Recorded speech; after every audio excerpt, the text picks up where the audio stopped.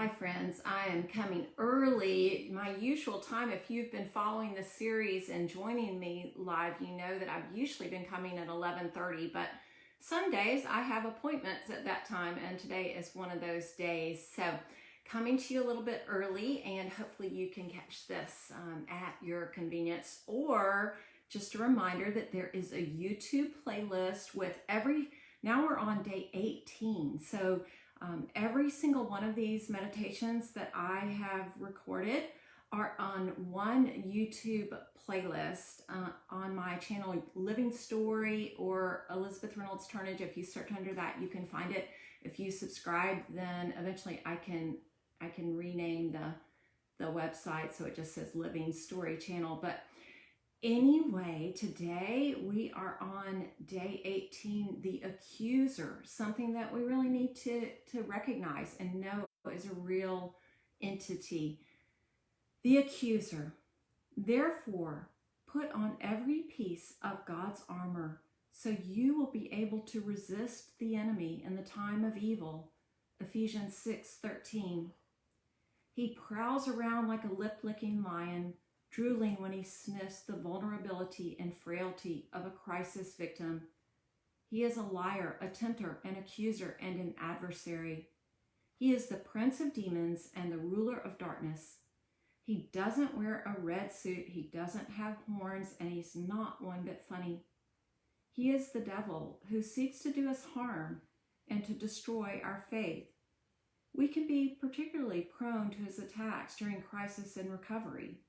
However, we have two powerful reasons to hope. First, we are well protected from his schemes with secret weapon armor provided by the commander of heaven's military, God himself.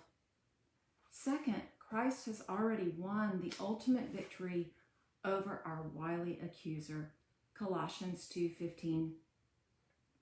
Three of Satan's favorite strategies are deception, distraction, and degradation.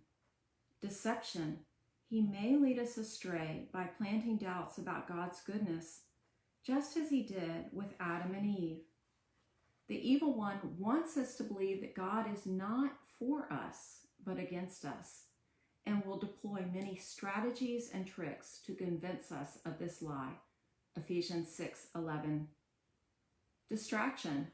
Just as he tried to distract Jesus with earthly pleasures and powers, Matthew 4:1-11, the father of lies will seek to distract us. He launches his fiery darts at our vulnerable spots of pain, stress, and fear. He tempts us to escape our distress by abusing good gifts from God, gifts like food, drink, sex, work, exercise, even Christian service. The devil schemes to distract us from serving and seeking the Lord. Degradation.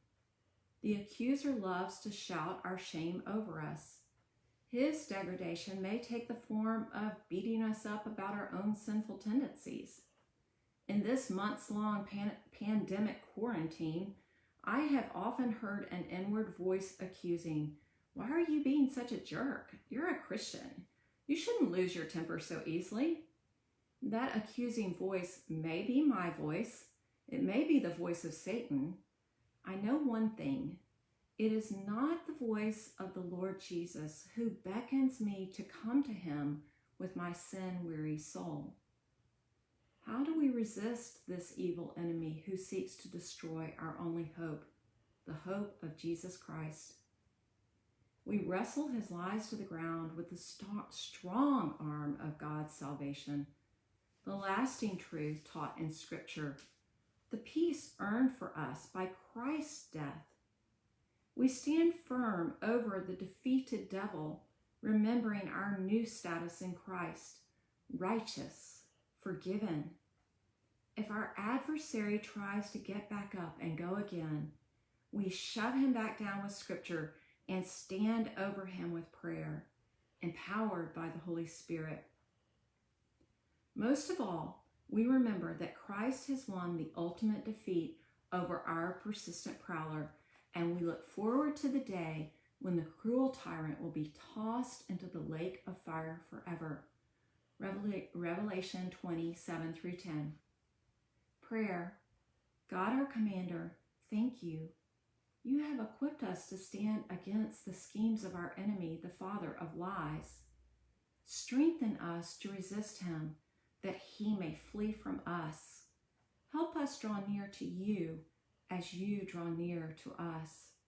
In Jesus' conquering name, amen. Further encouragement, read Ephesians 6:10 through 18 and Revelation 27 through 10. Listen to Power in the Blood by Ashley Cleveland. For reflection, in what ways do you think the devil may be deceiving, distracting, or degrading you? How can you stand against these schemes? Thanks for joining me today. Just a reminder that there is a YouTube playlist, not only of all of the meditations that I've read, but also of the songs. And I did put that link on this webpage yesterday on my Elizabeth Reynolds Turnage author page. Please share this with somebody who needs encouragement, and join me again tomorrow for day 19 of 60 Days of Restoration Hope.